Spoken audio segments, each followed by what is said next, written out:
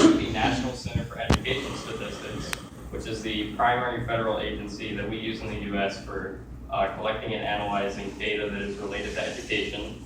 According to them, in 2013, the 6-year graduation rate was only 59%.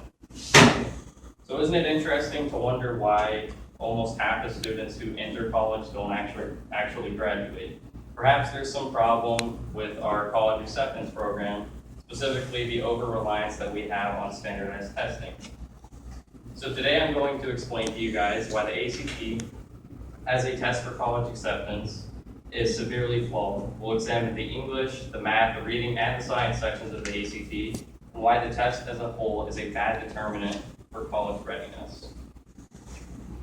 So I'm sure that many of you took the ACT or you took the SAT, probably most of you in here took the ACT. So this applies to you because, and I quote Christina Perez, who is a leading researcher on testing reform. She says, while the origins of the exams and the rhetoric of their promoters may differ, the SAT-1, the SAT-2, and the ACT all exhibit many of the same flaws and shortcomings. So regardless of which test you took, this applies to you. I'm credible on this topic because I've done extensive research on specific academic papers, and I've learned as unbiasedly as I could, and of course I took the ACT myself. So before I begin, I actually want to define two things. So you guys have to know what an aptitude test is and what an achievement test is. An aptitude test is a test that tests over a student's ability to learn something. And an achievement test is a test which tests over the knowledge that a student is assumed to have already learned. So you know those two definitions. So without further ado, we'll begin by looking at the English section of the ACT.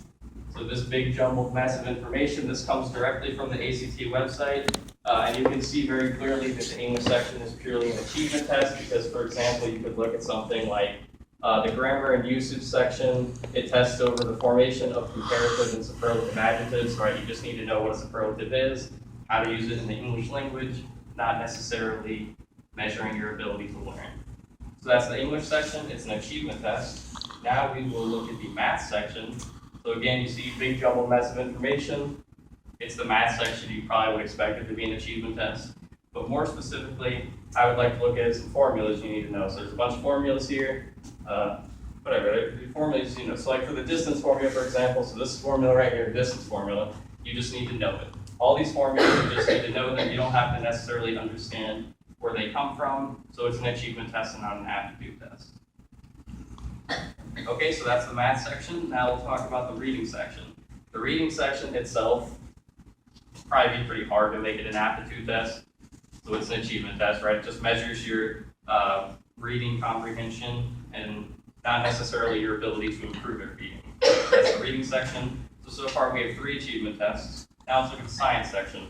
The science section of the ACT, this is actually a little bit different. This is an aptitude test. So what you do in the science section is you look at some data, the first 3 bullets, you look at something from those 3 on the test. And then from that, at the end here, you need to generalize from given information to gain new information. That's the science section. So you actually learn something new.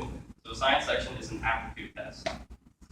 Okay, so I spent an awfully large amount of time specifically on the individual sections. Why did I do that? Well, let's tie it together now. So far we said the ACT has 3 achievement tests and 1 aptitude test. We didn't talk about the writing section because most people won't take the writing section. There's 3 achievement tests and 1 aptitude test. So say, for example, there was a student, and this student in their high school chemistry class, they worked really hard to understand stoichiometry in their chemistry class. And they worked really hard to understand the trig identities in math or distance formula in math, for example. Whether you understand them or not, it doesn't actually help you on the test. So this really hard work that this student put in to understanding all this stuff was completely not tested over on the ACT. Therefore, the ACT misses out on a lot of aptitude and a lot of achievement on the exam. And those 2 things are very integral to college success, so they completely miss out on a lot of it. So perhaps you still don't believe that this is a problem. You read that? Yeah, you can read that. So this is on the left, there's a study at an anonymous public university in the US. They looked at 6,000 students, and they wanted to see how well ACT scores can predict GPA. So if you see over here, we're trying to predict what a student's GPA is based on their ACT scores. So just look at the very first row of this graphic. You don't need to worry about anything else. You see the R value is 0.426, and that is between 0.3 and 0.49. Therefore, there's a small relationship. It does not predict it that well. You also see the R squared there is 0.18. What does that 0.18 mean? It basically means that 18% of the variance in GPA can be explained by ACT scores. What the heck does that mean? Basically, if you choose 2 students from this study and you calculate the difference in their GPA, 18% of that difference can be explained by their ACT scores. So therefore, the ACT scores are a predictor of success in college, in this case GPA, but to a very, very small extent. You would expect it probably to be better than a small relationship, right? It's just a small relationship.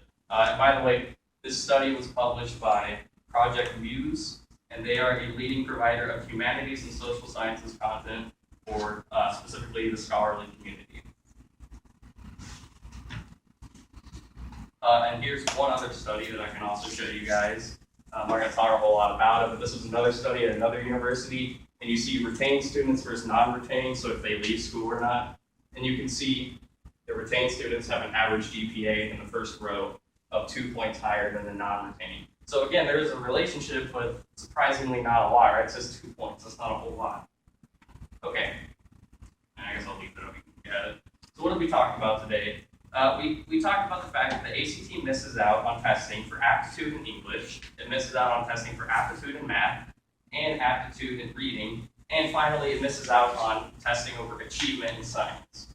So in conclusion, the ACT as a test for college acceptance is severely flawed, as it simply does not contain enough information. It doesn't test over enough stuff. And thus, the ACT is a bad determinant of college